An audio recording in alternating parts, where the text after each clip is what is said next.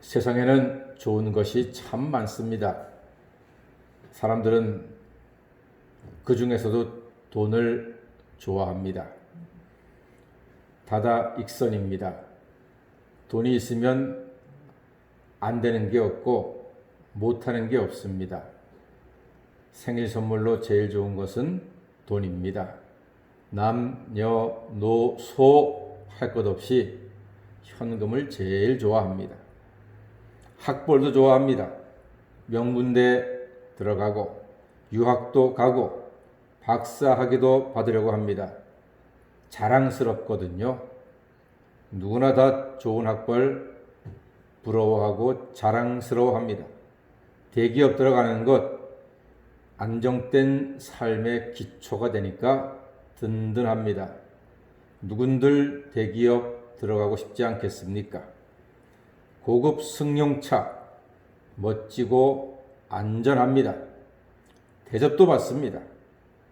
고급 주택 편안하고 안락합니다. 다들 좋은 집 살고 싶어 합니다. 음악, BTS 같은 그런 음악들은 세계 청년들이 열광을 합니다. 자기들의 마음을 나타내 준다고 해가지고 전 세계가 BTS 열풍에 빠져 있습니다. 음식도 그렇지 않습니까? 저는 워커힐 뷔페를 갔던 걸 기억합니다. 잊지 못합니다. 그 분위기와 맛 환상적입니다. 세상의 모든 요리가 전부 다 워커힐 뷔페에 와 있더만요. 정말 한 번쯤 가서 구경해 볼 법합니다. 멋집니다.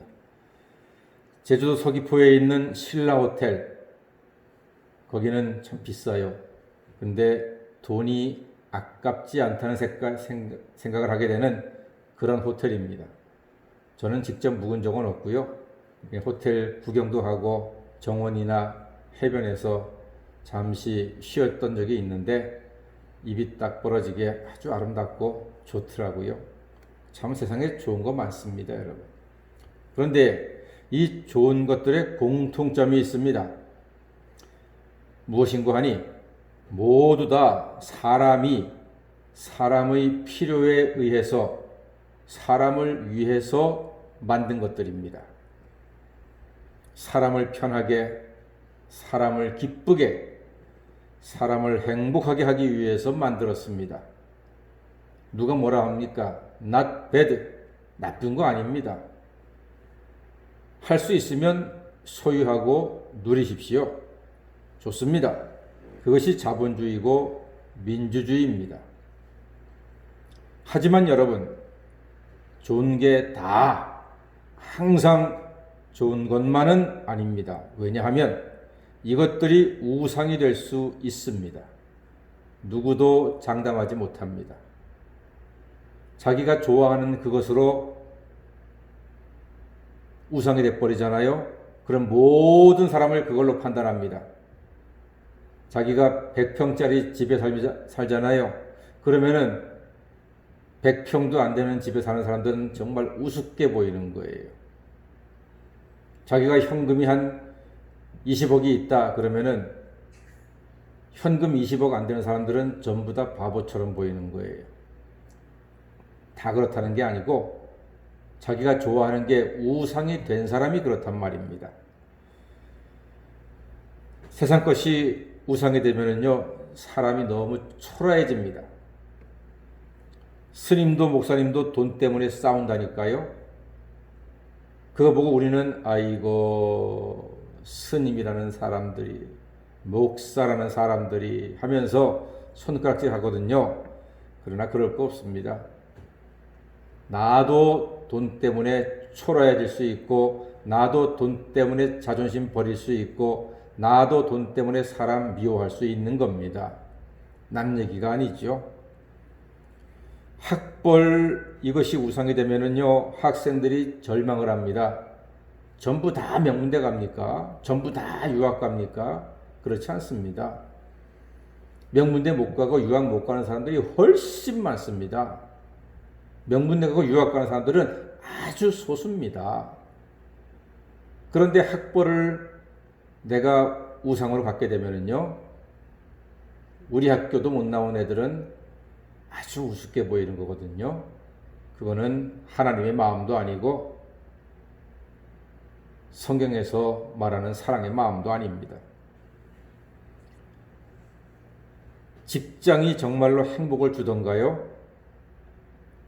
그럼 왜 그 좋은 대기업 들어가서 5년, 10년도 못 버티고 다시 나오겠습니까? 차가 우상이 되잖아요. 그러면은 그 소중한 아들이 혹시라도 차에 작은 흠집이라도 내면은 발로 차버린다니까요. 야, 이 새끼 하면서. 그게 차에 마음을 뺏긴 사람들의 누구나 그렇게 할 수 있어요. 좋은 것들은 어느새 안목의 정욕과 이생의 자랑이 되어서 우리의 주인 노릇하고 있습니다. 무소유라고 하는 책을 쓰셨던 법정 스님, 거기 보면은 이런 얘기가 나와요. 법정 스님이 하루는 난초를 선물로 받았대요. 아마 난초 중에서도 좀 비싼 걸 선물로 받았겠지요. 그런데 아무것도 없는 자기 방에 난초가 하나가 딱 들어오니까 처음에는 보기 좋았는데요. 이 난초를 위해서 통풍을 시켜줘야지, 가끔 물도 줘야지, 햇빛 때문에 상하지 않을까 노심초사하게 되고 쓰러지지 않을까. 난초는 방 청소하다가 살짝만 건드려도 툭 쓰러지니까 이게 아주 자기가 난초의 주인이 아니라 난초가 자기의 주인이 되어버리더래요. 그래서 옛다고 없애버렸답니다. 난초를 없애는 순간 다시 자기가 주인이 되더라. 이게 법정 스님의 무소유에 나오는 이야기입니다. 공감 가지 않습니까? 뭔가를 사람이 소유하는 순간 그 소유가 내 주인 돼버립니다, 여러분. 오늘 성경은 우상의 본질을 잘 설명하고 있습니다. 시편 135편 15절 말씀, 우상의 본질입니다. 보겠습니다. 시작. 열국의 우상은 은금이요 사람의 손으로 만든 것이라. 그렇습니다. 우상은 은금이랍니다. 손으로 만든 거예요. 자기가 자기를 위해서 아무것도 하지 못하는 그냥 손으로 만든 금부치, 은부치에 불과한 겁니다. 그러나 하나님께서는 말씀하셨습니다. 나는 스스로 있는 자니라 했습니다. 우상은 그런 겁니다. 그래서 16절로부터 18절까지 보니까 우상의 본질이 나오는데 입은 있는데 말은 하지 못하고요. 눈은 있지만 보지 못하고 귀도 있는데 듣지도 못하고 입은 있으나 호흡을 하지 못한다. 그것을 만든 자와 의지하는 자가 동일할 것이다. 그렇게 말씀합니다. 결국 우상을 섬기게 되면 아무 열매도 얻을 수 없다는 말입니다. 이 같은 우상의 본질을 빨리 깨달을수록 지혜로운 사람입니다. 그럼 하나님께서는 우리가 어떻게 하기를 원하시는가? 19절, 20절 말씀 다 같이 읽어보겠습니다. 시작. 이스라엘 족속아 여호와를 송축하라. 아론의 족속아 여호와를 송축하라. 레위 족속아 여호와를 송축하라. 여호와를 경외하는 너희들아 여호와를 송축하라. 아멘. 하나님을 송축하라고 하십니다. 하나님을 찬송하라 하십니다. 찬양하라고 하십니다. 이것은 하나님을 의지하고 하나님께만 예배 드리라는 말입니다. 세상 사람 모두는 예배하는 사람입니다. 그런데 예배의 대상은 다 달라요. 어떤 사람은 돈을 예배하고 어떤 사람은 학벌을 예배하고 어떤 사람은 직장을 예배하고 어떤 사람은 차를 예배하고 어떤 사람은 집을 예배합니다. 하지만 사랑하는 여러분, 여러분께서는 오직 전능하신 여호와 하나님만을 영원토록 예배하시는 참된 신앙인이 되시기를 주의 이름으로 축원합니다. 예배의 대상이 하나님이 아니라면 인생과 영혼은 갈수록 목마르고 피폐해집니다. 여러분이 혹시라도 돈을 예배하잖아요. 늘 돈이 모자랄 겁니다. 여러분이 혹시 외모를 예배하잖아요. 늘 자신이 초라하게 보일 겁니다. 학벌을 예배하잖아요. 늘 열등감에 빠져서 헤어나오지 못할 겁니다. 하나님의 자리에 세상 것이 있으면 늘 불만이고 그것 때문에 불안한 것입니다.